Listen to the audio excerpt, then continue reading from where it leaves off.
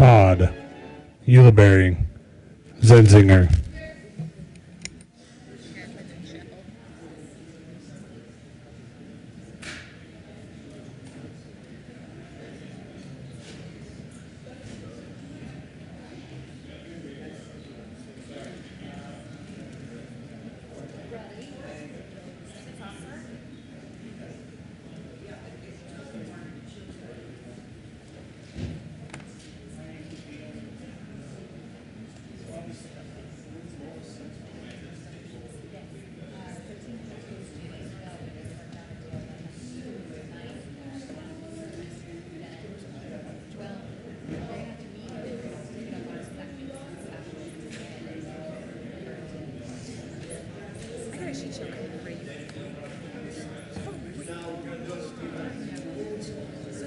Cadman, Scheffel,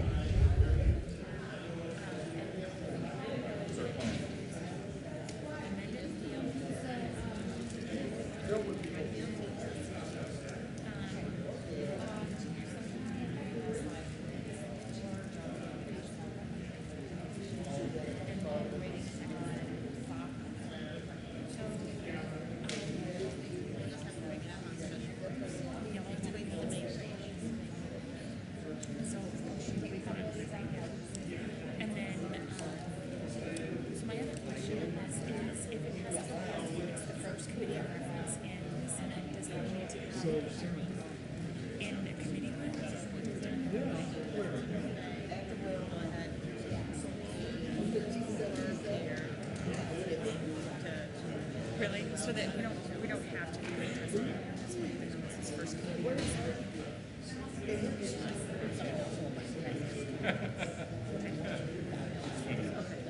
But I think we might have it because everybody first committee references it. So it didn't have that. It's my view. All right.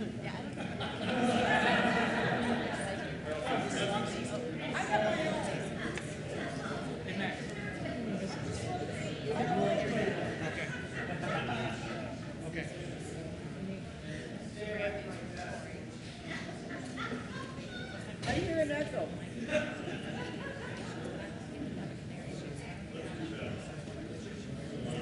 So where's Pat?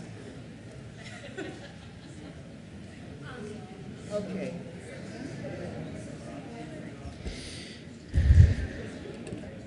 Okay, Mr. Majority. Hey, Raleigh, want to move to reconsider and then we'll do. Yeah, let me just get Stedman to know he's going to do the concur.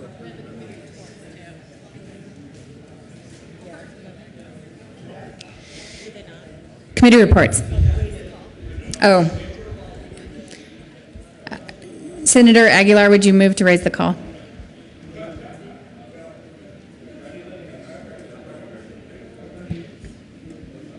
Senator Aguilar.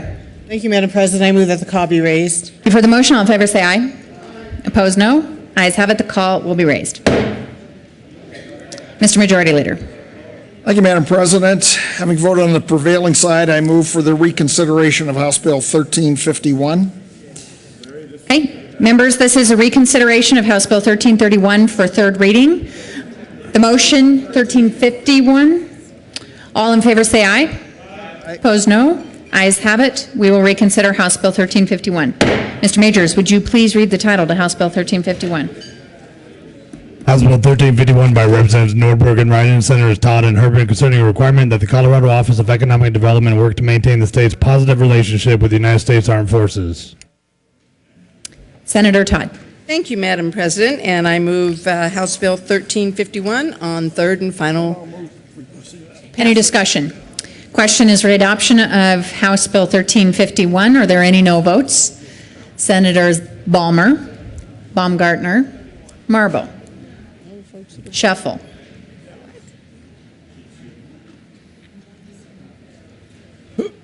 Lundberg. This is the repassage. With 30 ayes, 5 noes, 0 absent, 0 excused, House Bill 1351 is adopted. Co-sponsors. Okay. Committee reports. May 6, 2014, Committee on Finance, after consideration, the Mayor's Committee recommends the following House Bill 1398 be amended as follows, now submitted before the Committee on Appropriations with favorable recommendation.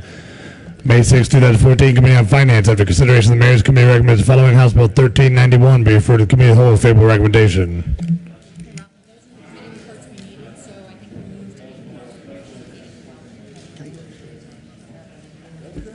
Mr. Majority Leader. Thank you, Madam President. I move that the Senate grant permission for the Appropriations Committee to meet at the microphone in the well at 4:05 for the purpose of hearing bills. For the motion, all in favor say aye. Aye. Opposed, no. Ayes have it. The Appropriations Committee is given permission to meet in the well, and the Senate will stand in recess. There's extras.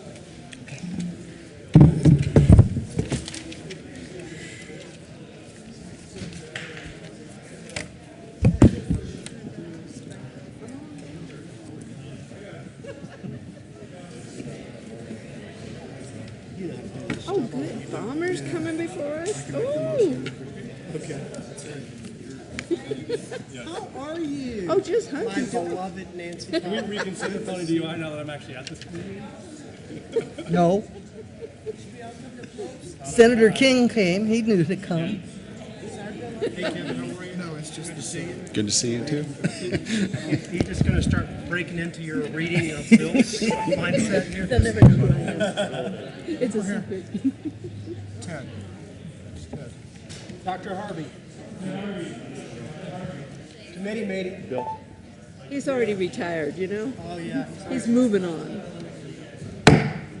Senate Appropriations Committee will come to order. Mr. Neiman, please take roll. Senator Grantham. Senator Harvey. Senator Lambert. Senator Todd. Here. Senator Ulibarri. Senator Stedman. Here. Madam Chair. Here. We have a quorum. Before us today are Senators Balmer and Stedman, House Bill 1398. Whoever's ready, Senator Stedman. Thank you, Madam Chair.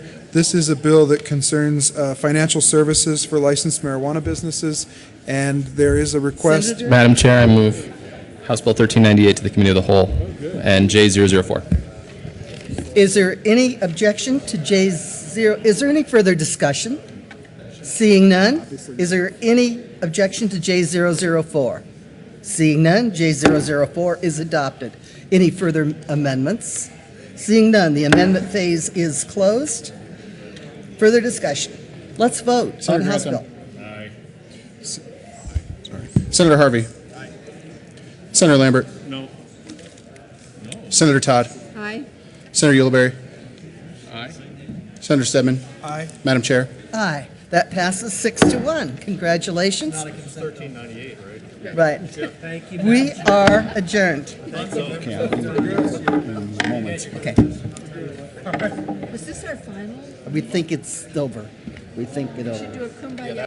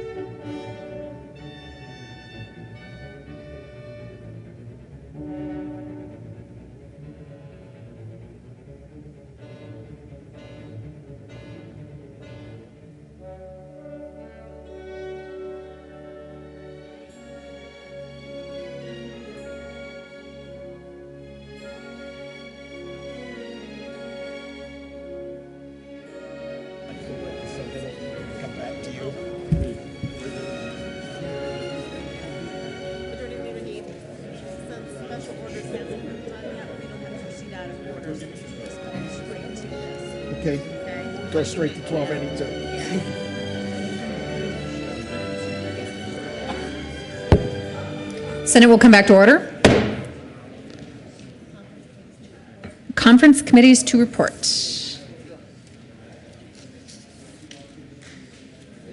First report of the First Conference Committee on House Bill 1298. This report amends the re-revised bill to the President of the Senate and the Speaker of the House of Representatives.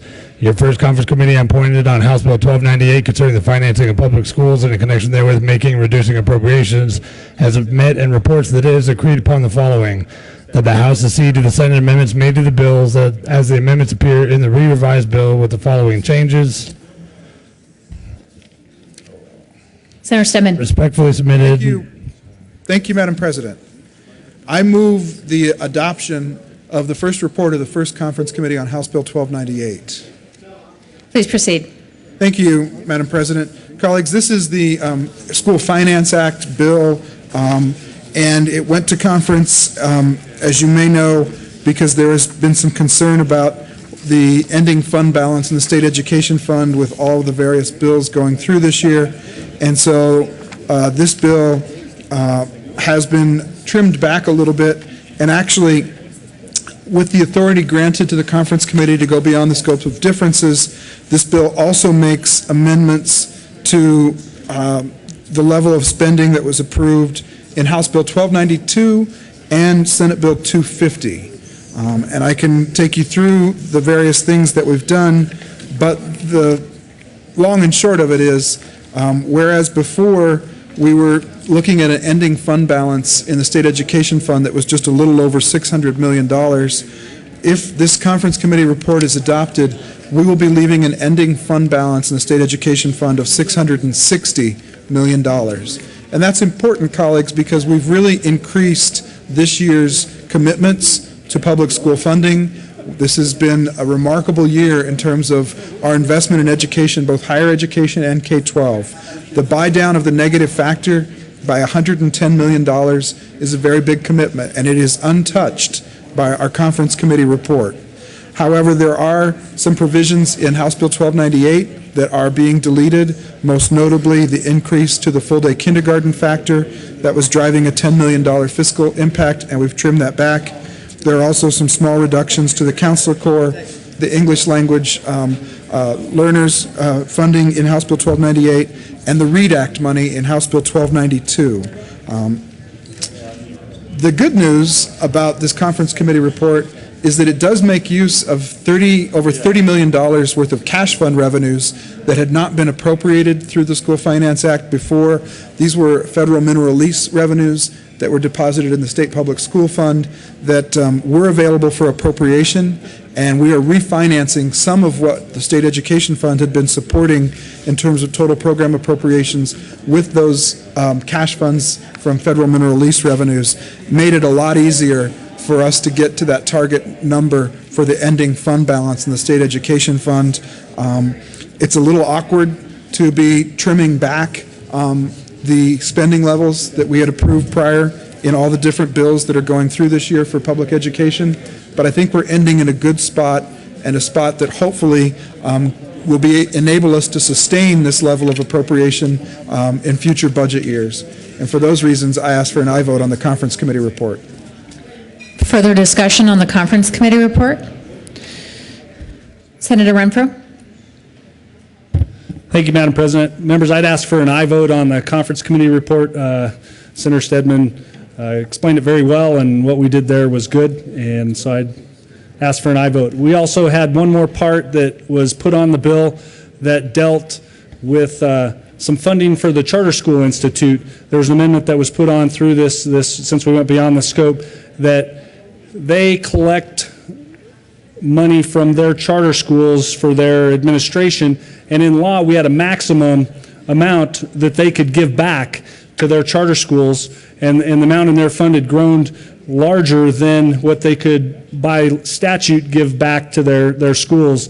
And so with that, we changed an amendment within that to allow them to appropriate back to their schools more than what we had in statute. So I would ask for an aye vote on this Conference Committee report. Senator Kerr. Thank you, Madam President. I'm not going to ask you to vote yes or no on the conference committee report. I'm going to ask you to vote your conscience on the conference committee report. One of the things we've heard quite a bit around here the last week or so is that any number of bills, any number of programs have had to take haircuts. And I do want to make sure everyone knows that started with the Appropriations Committee vice chair, getting a haircut himself to model this. In the conference committee, some of our programs took a haircut, and some were completely lopped off. And I'll just make sure everyone knows that this body did vote for, with broad bipartisan support, $10 million going to full-day kindergarten, which is no longer in there. So with that, feel free to vote your conscience on the committee report. The question is the adoption of the first conference committee report on House Bill 1298. Are there any no votes? Senators Kerr, Aguilar, Nicholson, Zenzinger. Newell. With 30 ayes, 5 noes, 0 absent, 0 excused, the first conference committee report to House Bill 1298 is adopted. Senator Kerr. Thank you, Madam President. I move for the readoption of House Bill 1298. Any discussion? Question is the readoption of House Bill 1298. Are there any no votes? Senators Brophy, Shuffle, Renfro, Marble, Lambert, Lundberg, Baumgartner, Mr. Minority Leader, Senators Balmer, Hill, Harvey, Grantham. With 23 ayes, 12 noes, 0 absent, 0 excused, House Bill 1298 is readopted.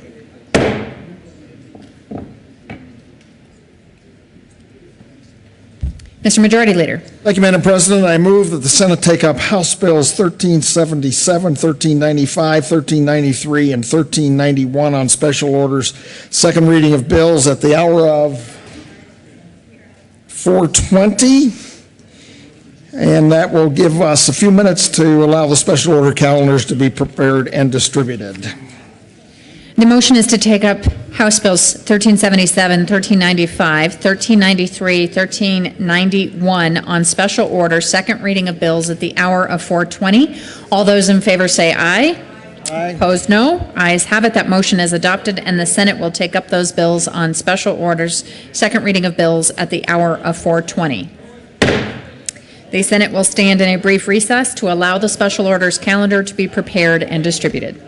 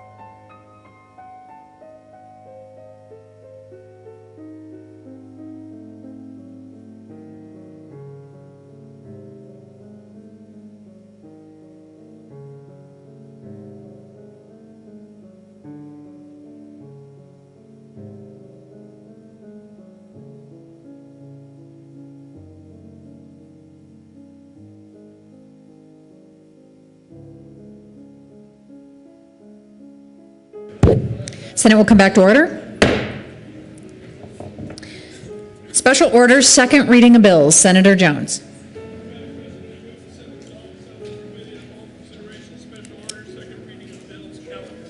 You've heard the motion. All in favor say aye. Opposed, no. Ayes have it. The Senate will resolve itself into a committee of the whole for purpose of considering special orders, second reading of bills calendar, and Senator Jones will take the chair.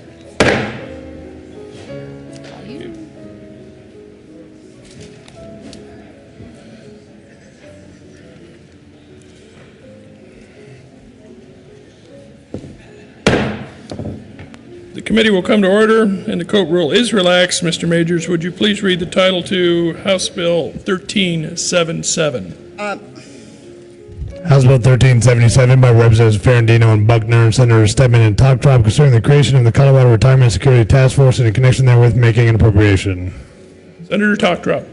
Thank you, Mr. Chair. I move 1377 and the Appropriations Committee report. State Affairs Committee report. To the report. And there is no approach. Sorry.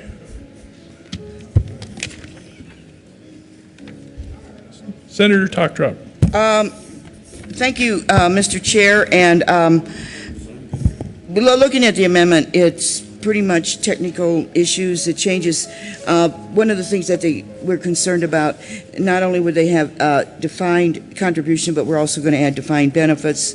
And also on page 11, lines 8, they're substituting legislative council personal services for the implementation of the act, and I just asked for an aye vote on the State Veterans and Military Affairs Committee report. Any further discussion on the state's Veterans and Military Affairs report? Seeing none, the question before the body is the adoption of the State Veterans and Military Affairs report. All those in favor say aye. Aye. Opposed, no. The ayes have it. To the bill. There is an amendment on the desk. Mr. Majors, would you please read 021? Amendment L021, House Bill 1377 by Senator Stedman, amend reading gross bill, page 5, line 21. Thank you, Mr. Chair. I move Amendment L021.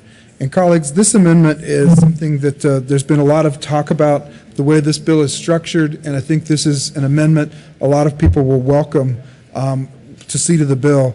There has been a concern that the bill is overly prescriptive in the charge that it gives to the task force in terms of what it is they are to study and report back to the General Assembly about. And we've kind of gone round and round with different folks in how this has been crafted. This bill has been very carefully negotiated and currently enjoys fairly broad support for what it proposes. But I think this bill, or this amendment rather, does some final wordsmithing that will bring an even greater level of comfort with the charge that is given to the committee in terms of how they are directed to study various issues regarding to potential solutions to a looming retirement security crisis. This steps back a little bit from the prescriptive nature of how the bill was written. Still would have charged the task force with examining various components and concepts and reporting back to the legislature, but makes clear that they have a lot of latitude in how they do that. And so I'd ask for an aye vote. Any further discussion to L021? Seeing none, the question before us is the adoption of L021. All those in favor say aye. Aye.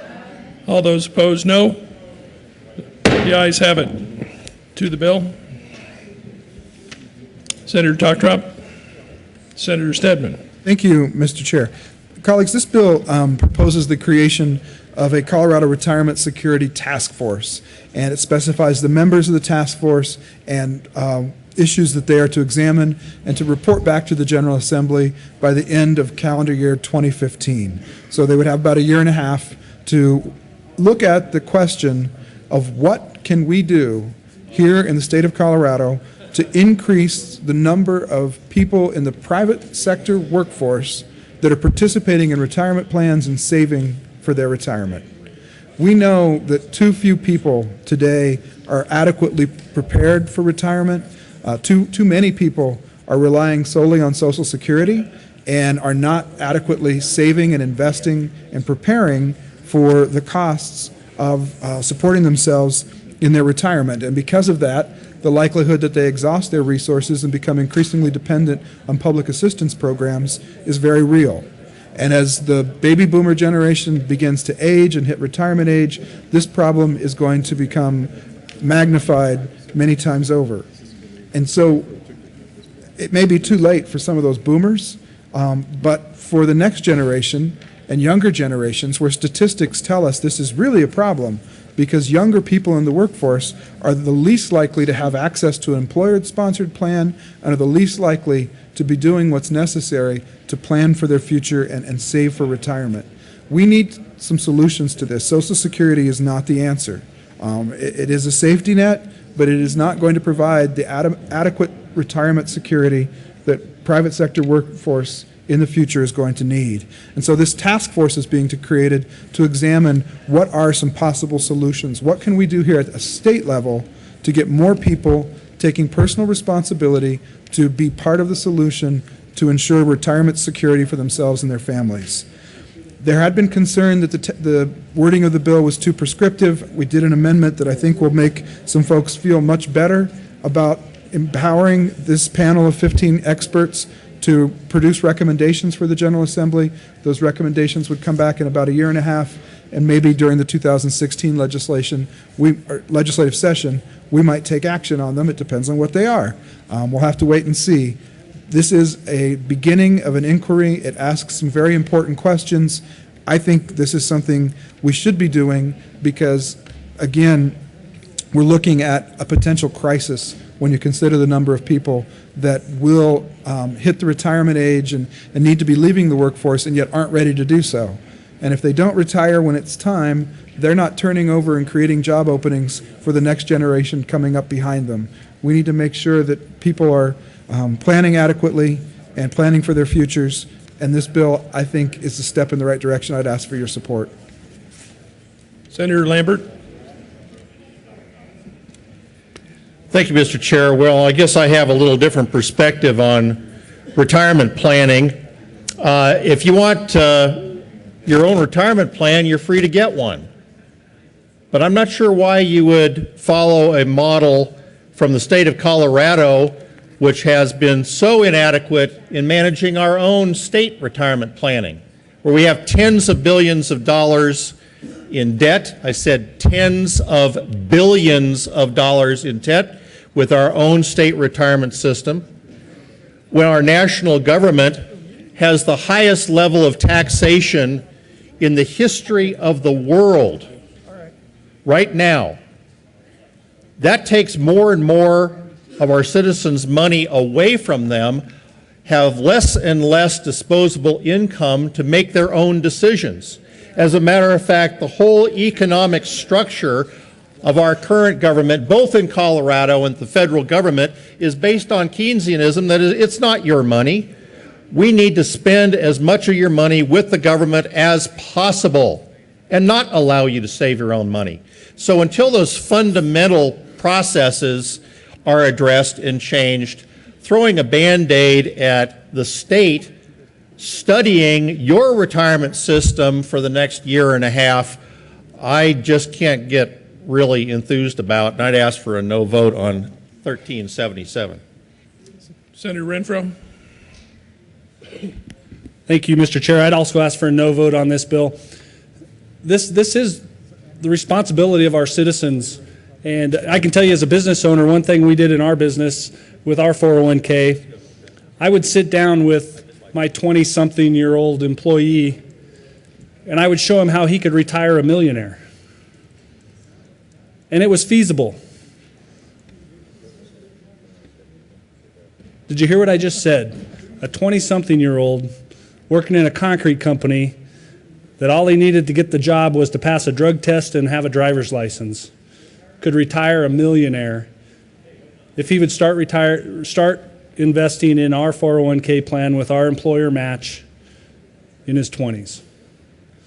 And so I would educate my employees on what their opportunities were and what their future could look like. That's where this needs to be, not here, not at the state.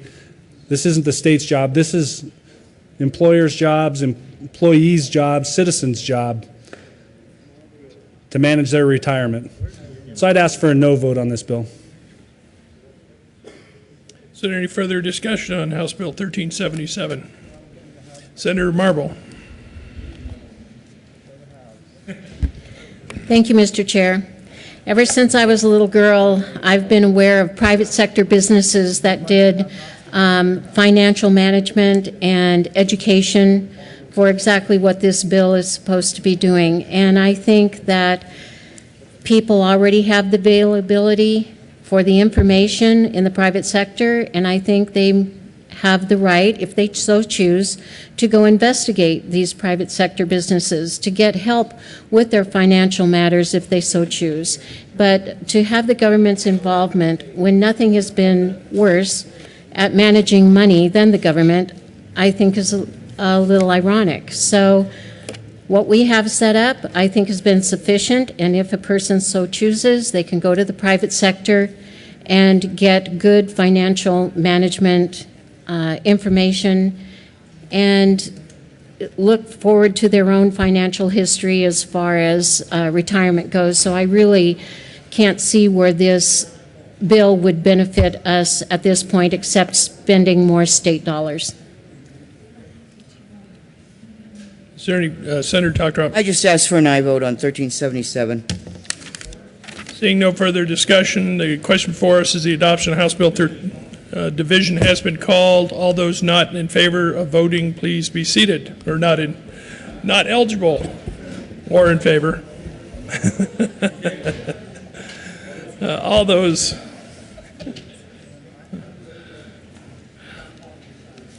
in favor of 1377, please stand and be counted.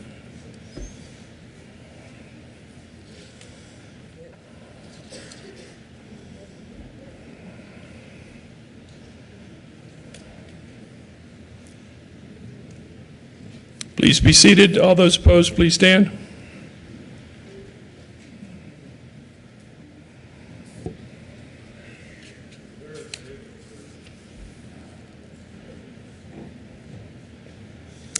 The motion fails.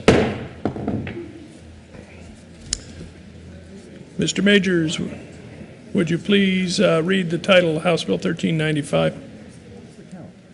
House Bill 1395 by Representative Giroux and Senator Lambert concerning information technology budget requests and in connection therewith moving the review and prioritization of information technology budget requests previously requested as capital construction of the Joint Technology Committee, establishing specific deadlines for information technology budget requests and making an appropriation.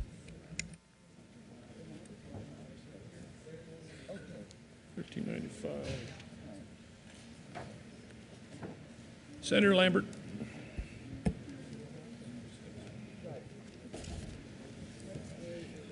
Thank you, Mr. Chair.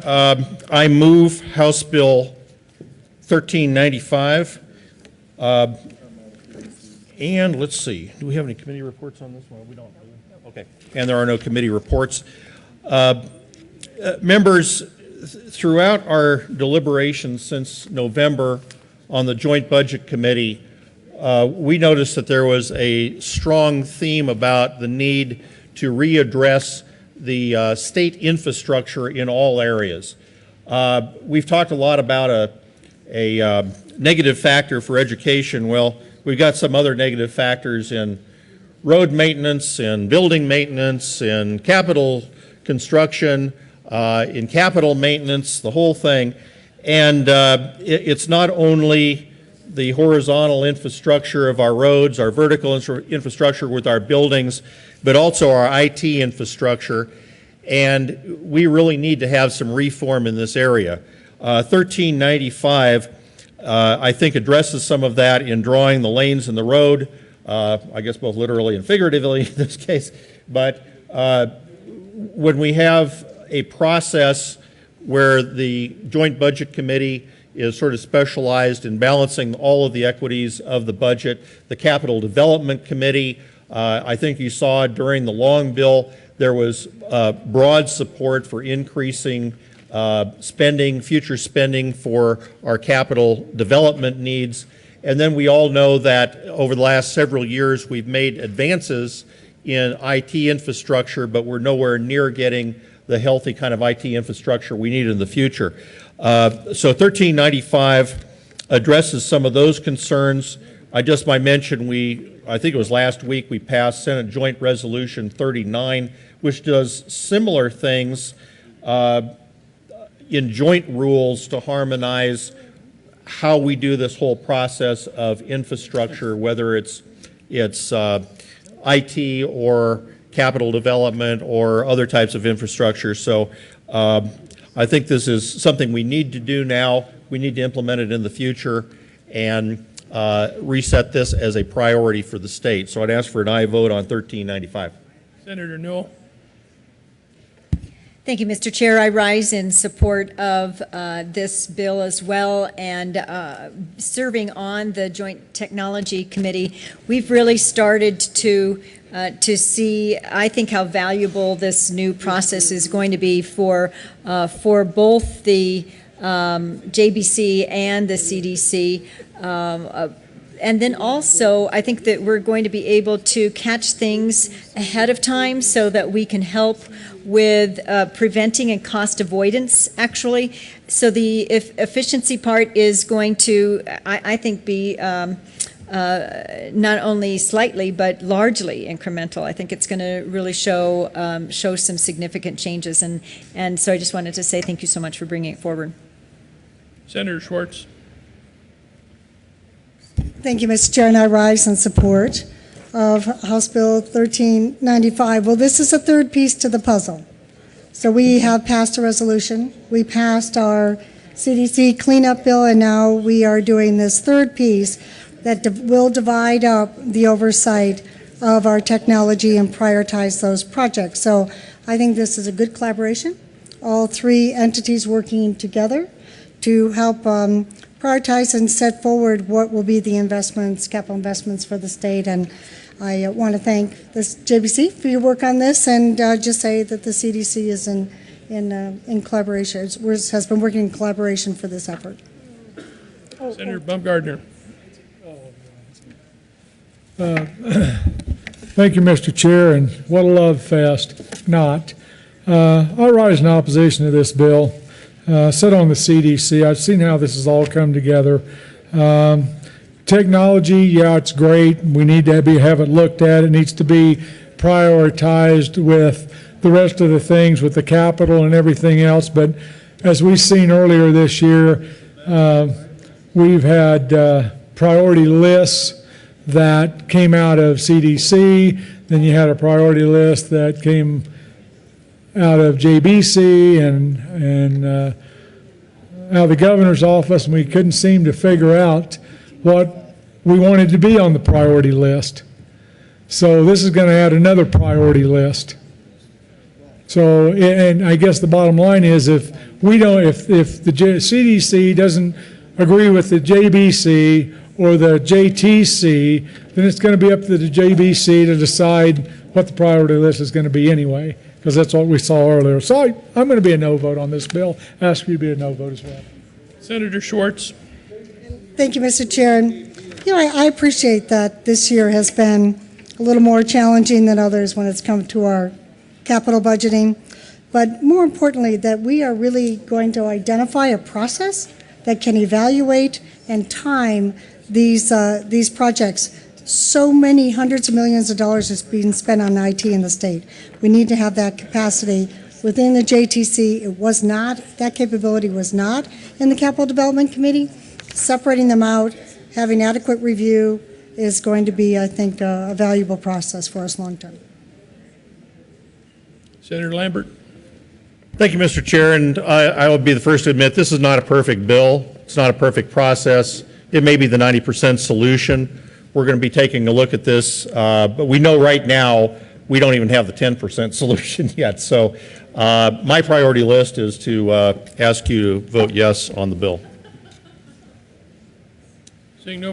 Seeing no further discussion, the question before us is the adoption of House Bill 1395. All those in favor say aye. Aye. The noes, those who wish to vote no.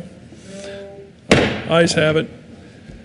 Mr. Majors, would you please read the title of House Bill 1393? House Bill 1393 by Representative Jerome and Senator Hodge, concerning a clarification regarding the treatment of federal funds for purposes of Section 20 of Article 10 of the state constitution.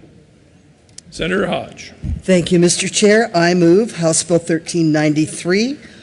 And there is no committee report. What 1393 does is clarifies, which we found out during the flood emergency, it's not completely clear. If it's federal funds, it remains federal funds, no matter how they get to the local entity. Senator Lundberg. Thank you, Mr. Chair. I have a couple of questions for the sponsor, one of which is, you said, as we found in the flood, can you give me some specific examples of where this really was a problem? And I'm wanting to know if, the purpose of the bill, just to say we had some problems, is there a real question someplace or what? Senator Hodge.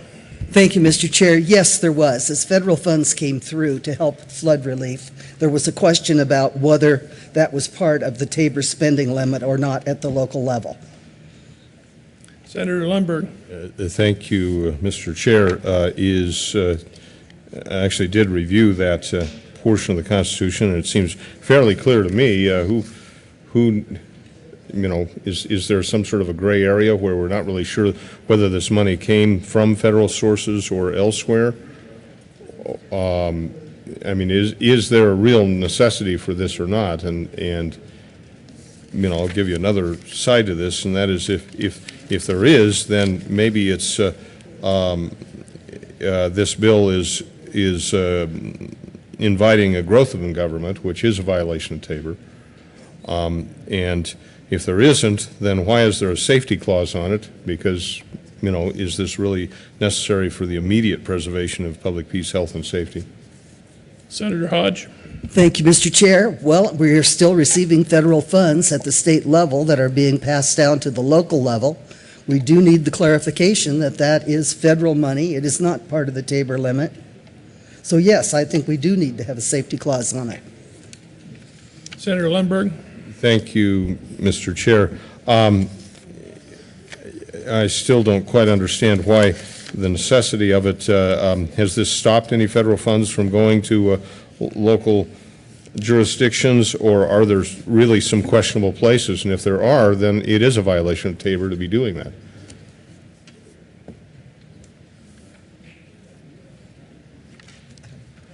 Okay, well, thank you. Any further discussion on House Bill 1393? Seeing none, the motion before us is the adoption of House Bill 1393. All those in favor say aye. Aye. All those opposed, no. The ayes have it. Mr. Majors, please read the title of House Bill 1391. House Bill 1391 by Representatives Becker and Priola and Senators Kerr and Hill concerning the authority of the treasurer of a public governmental entity to make payments by means of a check. Senator.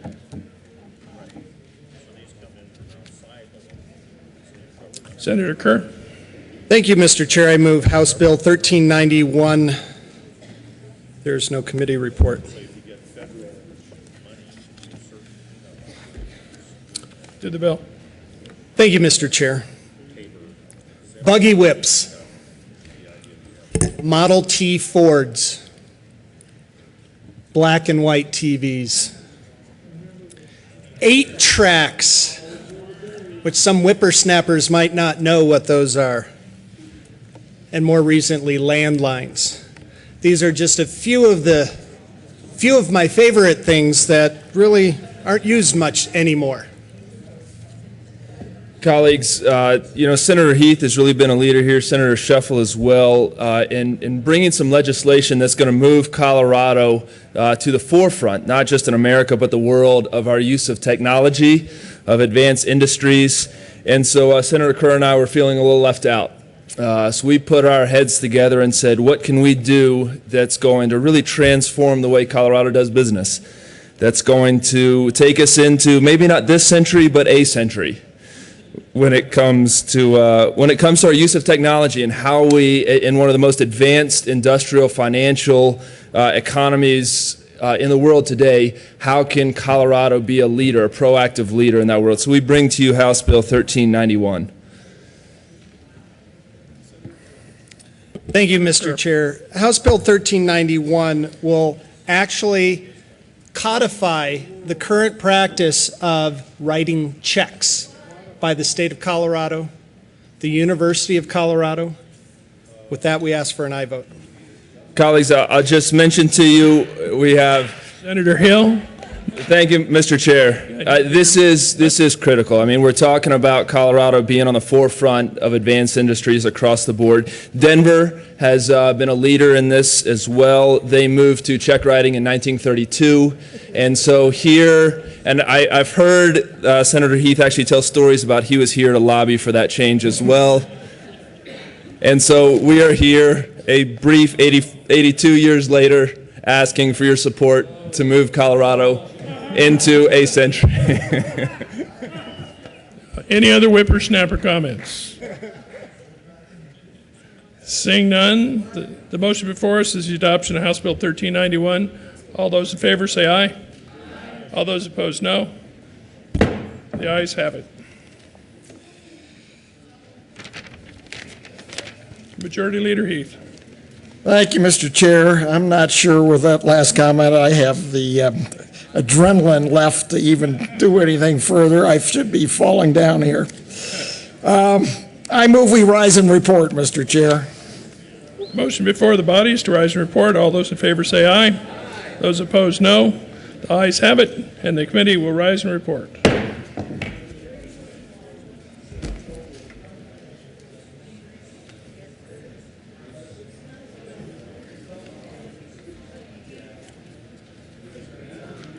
The Senate will come back to order. Senator Jones.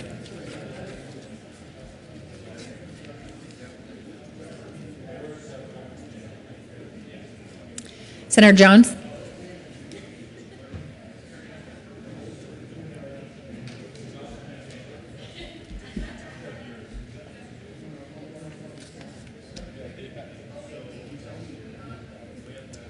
Thank you, Madam President. The committee has met and heard a number of bills taken a number of bills under consideration. Mr. Majors, would you please read the report? May 6, 2014, Madam President, your committee will take a report, set in consideration of the following tax bills, make second reading thereof, makes following recommendations thereon. House Bills 1395, 1393, 1391, passed on second reading in order to revise place the counter for third reading and final passage. House Bill 1377 is amended, lost on second reading. There is an amendment on the desk. Mr. Majors, would you please read Committee of the Whole Amendment 1 to 1377?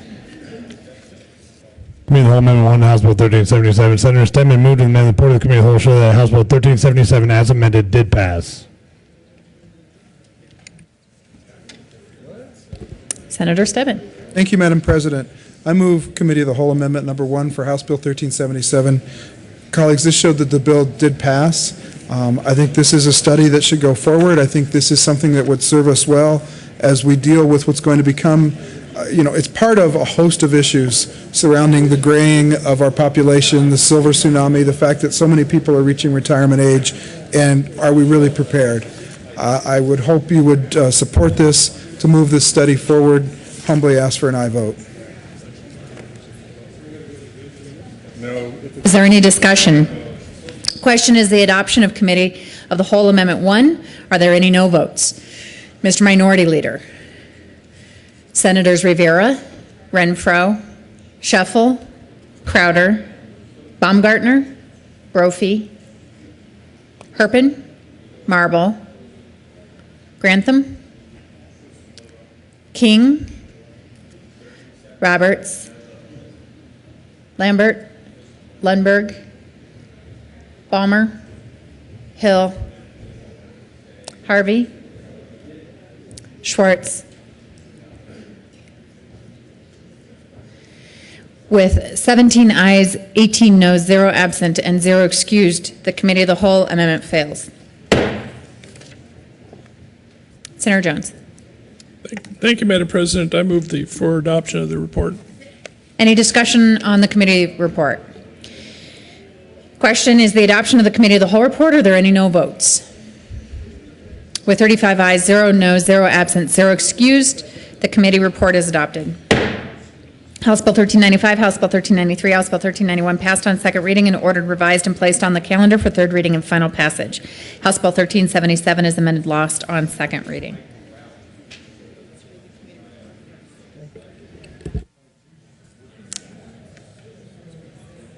Committee report. May 6, 2014, Committee on Appropriations. After consideration of the Mayor's Committee recommends the following: House Bill 1398 be amended as follows, and also amended before the Committee of the Whole. Favorable recommendation. Mr. Majority Leader. Thank you, Madam President. I move that the Senate take up House Bill 1398 on special orders at the time of 4:55.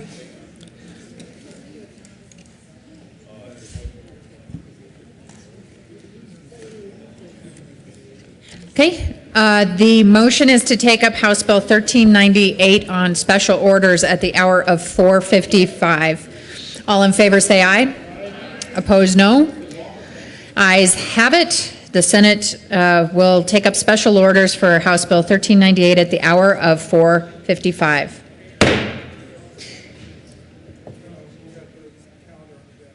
Oh, okay.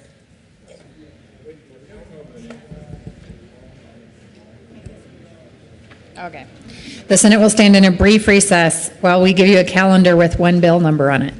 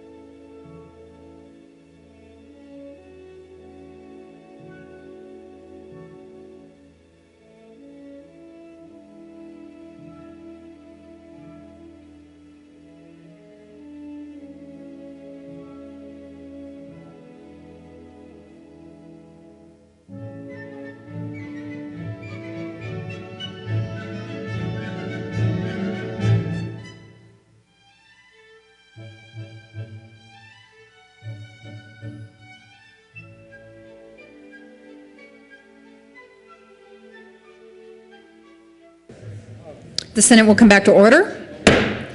Special order, second reading of bills. Senator Jones.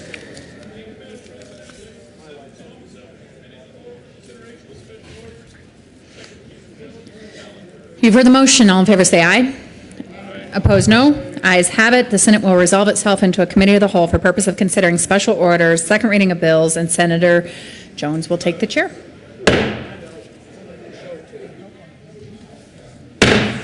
Committee will come to order, and the court roll is again relaxed. Mr. Majors, would you please read the title of Senate Bill, or House Bill 1398? House Bill 1398 by Representative Singer and Senators Stedman and Balmer concerning the provision of financial services to licensed marijuana businesses and in connection therewith making an appropriation. Senator Stedman. Thank you, Mr. Chair. I move House Bill 1398, and I move the reports of the Committees on Finance and Appropriations. To the committee reports. Thank you, Mr. Chair. I'll start with the Finance report. In Finance, we did add several amendments. One to remove a provision that had an automatic repealer in 2017, concerned that it may take that long to get this all off the ground. There's one that has a couple of amendments that were worked out with some of the stakeholders to make sure that they remained not in a position of opposing the bill, specifically an amendment to require disclosures to co-op members regarding the fact that their assets, could be subject to seizure by the federal government, or are not federally insured, are not backed by the full faith and credit of the state, and that the state has no duty to defend the co-op or its members and their deposits and capital in the event of a seizure. There's also amendments that clarify documentation and things that need to happen in the approval process. Again, this had been worked out with the regulatory agencies and with the stakeholders involved. Ask for an aye vote on the Finance report. Senator Balmer. Thank you, Mr. Chairman. And one more piece of that, and that was that companies that provide goods and services to marijuana businesses will also be included. So that's what the Finance Committee report did, and we asked for its adoption. Ask for an aye vote. Any further discussion on the Finance report? Seeing none, the question for the body is the adoption of the Finance report. All in favor say aye. Aye. All those opposed, no. The ayes have it. Finance Committee reports adopted. To the Appropriations Committee report, Senator Stedman. Thank you, Mr. Chair. The Appropriations Committee actually reduced the appropriations on the bill. The appropriations on the bill are drawn from the marijuana tax cash fund, proceeds from sales taxes on retail marijuana. And as it came over from the House, there were 2.5 FTE and over $200,000 appropriated with the bill. We've reduced that to $50,000 just as startup money to support the rulemaking process that'll take place in the next year. From that point forward, applicants will pay fees as they apply for charters, and the idea is for this to become cash funded through fee revenue from the applicants. But there is some startup money. That's the appropriation report. I ask for an aye vote. Further discussion? Seeing none, the question for the body is the adoption of the Appropriations Committee report. All those in favor say aye. Aye. All those opposed, no. The ayes have it. To the bill. Thank you, Mr. Chairman. Well, members, I am excited to bring to you House Bill 1398. As a free market Republican, let me tell you why I'm excited to be a prime sponsor of this bill. Marijuana entrepreneurs have been taking risks all over Colorado, been building one of the fastest growing economic sectors in Colorado. Nevertheless, marijuana businesses are currently all cash. Now, what does it mean for a business to be all cash? Well, it's cash for everything. It is cash to, there's no credit card transactions. Every transaction is cash. They pay their employees in cash. They pay for their supplies in cash. They rent their store space with cash. They cannot take their deposits of cash at the end of the night to a bank and deposit them as you would with any other business. And so this business is designed to bring safety to our marijuana entrepreneurs. So you say to yourself, well, are we excited that Colorado's getting into this? Well, let me mitigate any risk that you may think we're getting into. We're not actually getting into any risk. The risk takers in this are the marijuana entrepreneurs. The taxpayers of Colorado are not taking any risk in this. The job of taking the risk of taking a cannabis credit co-op through the process is going to be borne by the marijuana entrepreneurs themselves. I'm also want to emphasize that this is 100% voluntary. no marijuana entrepreneur will have to be involved with this. If a marijuana business wants to continue to operate all cash, that's fine, they can do that. This is 100% voluntary opt-in. We are thankful that the marijuana industry had a major role in designing this bill. The Attorney General's office is neutral. The Bankers Association is neutral. The Credit Union Association is neutral. And so we feel that a lot of good work went into this to try to bring those people together. If the federal government was serious about tackling this problem, this bill would not be before you. But since there is no hope that at this point that the federal government is actually going to pass a federal law to allow marijuana businesses to do banking or credit union accounts, that's the why we're doing this. Now, the way it's going to work is no part of this bill will be implemented until the Federal Reserve gives its approval of this model.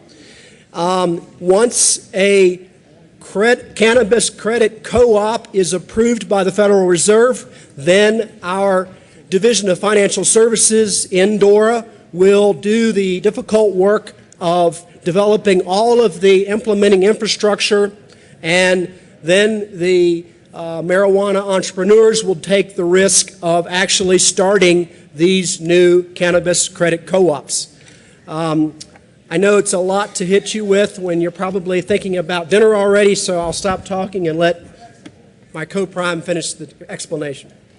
Senator Stedman. Thank you, Mr. Chair. And colleagues, as a Democrat who also believes in the free market, I think we should have a solution to the financial services problem that marijuana businesses in our state are facing. I have actually sponsored legislation on this in the past. 2 years ago, I had a bill. This was prior to the passage of Amendment 64. The bill was just for the medical marijuana businesses in our state. It didn't make it to the floor of the Senate. And I'm glad to see that this bill is making it to the floor of the Senate, because this is a real problem we need to step up and address. And it's unfortunate that there is only a limited amount that we can do here in our General Assembly, working at the State House in Denver, to address this problem. Much of the solution to the problem lies somewhere else with federal regulators and the Federal Reserve, or perhaps an act of Congress. This is not an entire solution, but this is a way to force a conversation and to make sure that those entities that are empowered to solve this problem for our businesses are aware of the fact that here in Colorado, we're doing what we can to make sure that we are giving faith to what the voters have instructed us through the passage of Amendment 64 and Amendment 20 before it, that we are taking seriously the guidance we have received from the Department of Justice and other federal regulatory agencies. We have faithfully fulfilled our duties, in my estimation, under the Constitution, to pass laws that provide for the regulation and taxation of marijuana sales in our state, as our voters have instructed us. And one of the last pieces to ensure a strong and thorough regulatory structure for this new industry is to solve the problem about access to banking services. This bill sets forward a model by which businesses could come together, form a cooperative, apply for, and hopefully receive permission from the Federal Reserve to access the federal system so that they can process financial transactions and be a full-service financial co-op for their members. It's going to take a little time. It's going to take a little work. We've put some startup money into this. But I am pleased to see that now, post-Amendment 64, a couple years down the road from when I first started working on this issue, we have support from the administration, we have support from the banking regulators who are saying, yes, there needs to be a model for doing this. This is a problem Colorado needs to address. We need help from our federal partners to make sure it works. And this bill sets in motion the things that hopefully culminate in a functioning financial services system for this industry because of the issues that my co-sponsor has spoken of, the public safety issues of a cash-only system, the regulatory issues of a cash-only system, the auditing issues about having a cash-only system. These are all reasons why this needs to be addressed. This is certainly the right problem to be working on, admittedly a partial or imperfect solution, but one that I think takes a necessary step forward, so I'll ask for your support. Is there further discussion?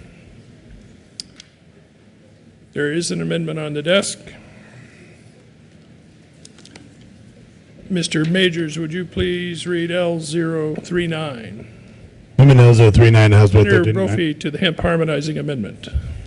Thank you, Mr. Chairman. I move Amendment 39. And members, if it is in the interest of the state of Colorado to give businesses that deal with this product a bank that they can work with, we left one business out of this bill as drafted and as amended and as we consider here in the second house on the second to last day of the legislative session.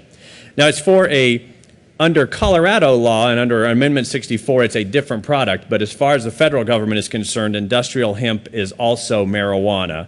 And so what Amendment 39 does is it adds to this bill the ability for industrial hemp businesses to also be members of this co-op bank.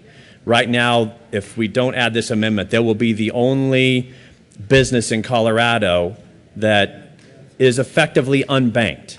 And as a farmer, I can tell you right now, it's too frightening to commingle the money from a hemp field with the money from a corn or wheat field, because if the feds decided to seize that money, they would seize all of the money that you have for your farm. Or if you had it in a separate bank, separate account, it significantly reduces the probability that all of your assets would be seized if they decide to press the issue of growing what they consider to be a Schedule I controlled substance, this industrial hemp that we all know is something considerably less than the marijuana that you can now purchase for recreational or medical purposes here in Colorado. That's what Amendment 39 does, and I would ask for a favorable consideration from the body. Senator Schwartz. Thank you, Mr. Chair, and I just want to thank the Senator from Ray for offering this. Again, as we develop this industry in the state of Colorado, it's important that we ask our members of our agricultural community proceed with caution. And this is one opportunity, I think, if we are going to create this banking option, which is so long overdue, that we provide that level of security for our hemp industry and those that are engaged in it, and ask for an aye vote. Senator Stedman. Thank you, Mr. Chair. I consider this a friendly amendment. We heard testimony just a little while ago in the Finance Committee from witnesses who said that this is an issue. You know, we are getting the industrial hemp program off the ground in the Department of Agriculture. It's springtime. It's time to be planting. I hope that industrial hemp production proves to be a valuable cash crop for farmers in Colorado. I think it has real potential, and I think anything we can do to encourage their entry into production of this agricultural product is a good thing, because I think this is a product that's well suited to Colorado. It has a number of uses, and there's a number of barriers to getting to farmers to want to do it, as you've heard. And we heard about it with witness testimony that supported the need for this, so I'll ask for an aye vote. Senator Crowder to the hemp. Thank you, Mr. Chair. I'm just curious on the, I understand your hemp situation, but now does that mean that we can put our entire farming operation into this co-op? Any further? Senator Brophy. Well, actually, you would be able to, but if you read the bill, you'll see that the funds in the co-op bank don't enjoy FDIC insurance protection. So as a fiscally prudent operator, you would only put your hemp-related funds into this, and you'd keep your potato and alfalfa and livestock funds in an FDIC insured account at your local bank. Thank you for that. Senator Crowder. Thank you for that enlightening explanation. I just had reservations about it. Thank you. Is there further discussion on 039?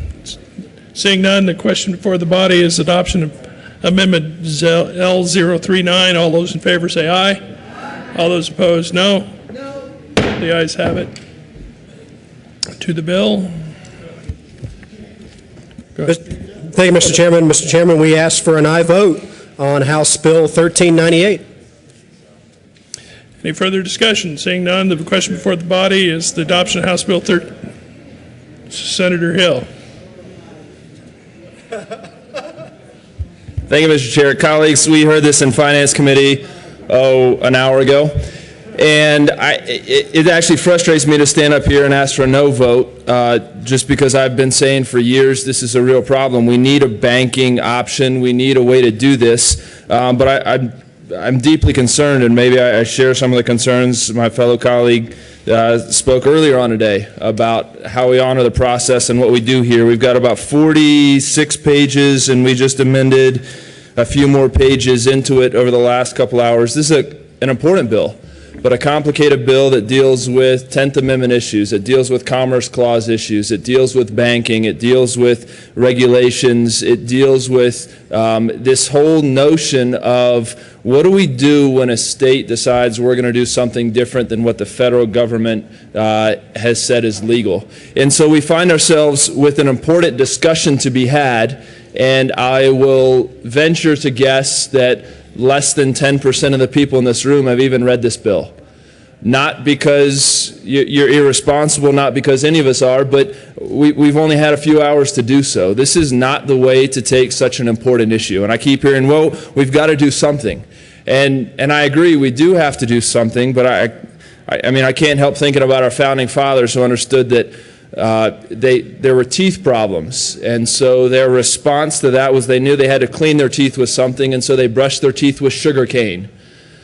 Colleagues, it didn't help them. Sometimes doing something is worse than not doing anything at all, and we find ourselves in a position, if this was a couple of weeks ago and we could discuss these important issues, I think I'd be a sponsor on this bill. I think we need to get this to a point where we can support it, where this does make sense, and we do so in a way that respects the rule of law, that respects the process, that respects transparency that voters have sent us up here for. But in this case, we have 48 pages plus of important legislation, and I don't think we've honored that process. So I wish I could be up here to support the bill, because I do support the concept, but this bill and this process have not been conducted in such a way that I think with full knowledge we can all know exactly what we're voting on, what the implications are, and where we really stand on the issue. Senator Balmer. Thank you, Mr. Chairman. Well, members, if you remember, the first day of your term, we all took an oath to uphold the state constitution. In our state constitution is both Amendment 20 and Amendment 64. So the voters asked us to implement their wishes to legalize both medical marijuana with Amendment 20 and the adult retail marijuana in Amendment 64. So part of that implementing is coming up with some plan to provide financial services for the marijuana businesses, but also their customers. We have constituents, all of us have constituents that go to marijuana stores and buy marijuana. Okay, we all do. All 35 of us have customers that go to marijuana stores and buy marijuana. Now, those customers are currently entering businesses that are all cash. And there's danger associated with that. We have a responsibility to take the first step.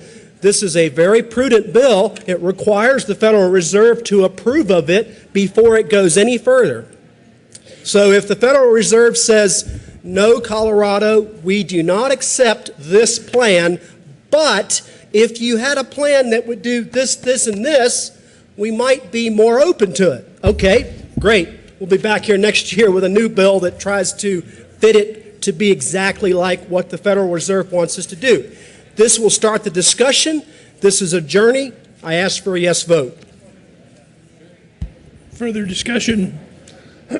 Seeing none, the motion in front of us is the adoption of House Bill 1398. All those in favor say aye.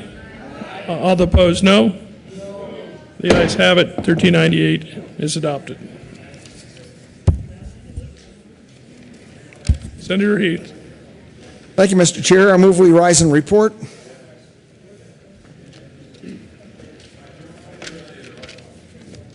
The motion before the body is to rise and report. All those in favor say aye. Those opposed say no. The ayes have it, and the committee will rise and report.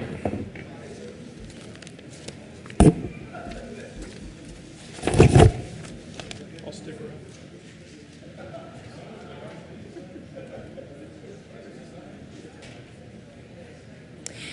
The Senate will come back to order. Oh, thanks. Senator Jones.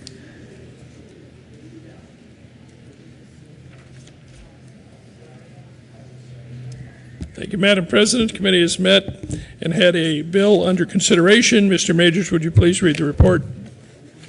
May 6, 2014, Madam President, your committee of the whole makes a report is under consideration. The following attached bill will be the second reading thereof, makes following recommendations thereon. House Bill 1398 is amended, passed on second reading in order to revise placed on the counter for third reading and final passage. Senator Jones. Thank you, Madam President. I move for adoption of the report. Any discussion? Question is the adoption of the committee report. Any no votes? With 35 ayes, 0 no, 0 absent, 0 excused, the committee of the whole report is adopted. House Bill 1398 is amended, passed on second reading and ordered, revised, and placed on the calendar for third reading and final passage. Mr. Majority Leader. Thank you, Madam President. I move that the Senate recall Senate Bill 182 from the House for the purposes of consideration of Senate adherence. The motion before us is to recall Senate Bill 182 from the House for purposes of consideration of Senate adherence. All those in favor say aye. Opposed, no. The ayes have it, and the bill will be recalled.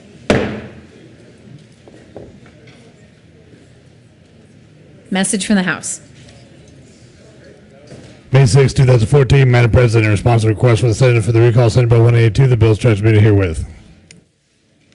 Mr. Majors, would you please read the title to Senate Bill 182? Senate Bill 182 by Senator Hodge and Representative Pennison concerning procedures governing discussions by boards of education of school districts while meeting in executive session. Senator Hodge. Thank you, Madam Chair. Madam President, I move that the Senate dissolve the conference committee on Senate Bill 182 and adhere to the Senate position. This is the school board executive committee, executive session bill. The motion is to dissolve the conference committee and for the Senate to adhere. Are there any no votes? With 35 ayes, 0 no, 0 absent, 0 excused, that conference committee is resolved and the Senate adheres to its position. Mr. Majority Leader. Thank you, Madam. Yes, I know.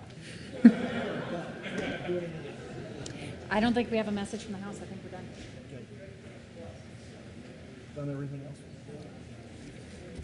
Want to see if there are any other announcements? Colleagues, we're going to adjourn here in a minute. Let me just, we were going to do tributes, but we really thought we would get to them about 3:30. And to do justice to our 6 departing members, we're going to hold off and do the tributes tomorrow when we're all rested and can enjoy it.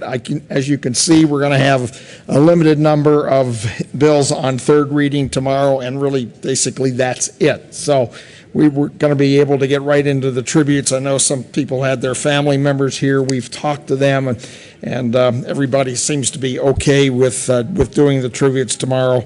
And I'm looking forward to that, and I'm sure you all are too. It will be a day of mixed emotions for all of us. I do want to announce that the Business, Labor, and Technology Committee, for those of you on BLT, the Business, Labor, and Technology Committee is going to meet tomorrow morning at 8:30 in their own Senate meeting room to hear House Bill 1392. So just so everybody is aware of that. I don't know what time we're going to meet, but Judiciary will meet tomorrow, but I don't know yet the time. So let's say it'll just be for a brief one to go over. Let's see, it's Jesse's bill on the, it's 220, Senate Bill 220. I'm also told that by the chair of the Judiciary Committee, the Judiciary Committee will meet tomorrow to hear Senate Bill 220. That is a time still uncertain, so we'll let you know that tomorrow. So with that, Madam President, I move that the Senate adjourn till 9 a.m. Wednesday, and if you turn that calendar you've got from the Children's Campaign on your desk over to May 7th, there's a nice little message from the Children's Campaign to us, thanking us and for doing all we did for the children. So with that, I move the Senate adjourn, 9 a.m., Wednesday, May 7th. You've heard the motion. All in favor say aye. Opposed, no. The ayes have it. The Senate will adjourn until 9 a.m. tomorrow.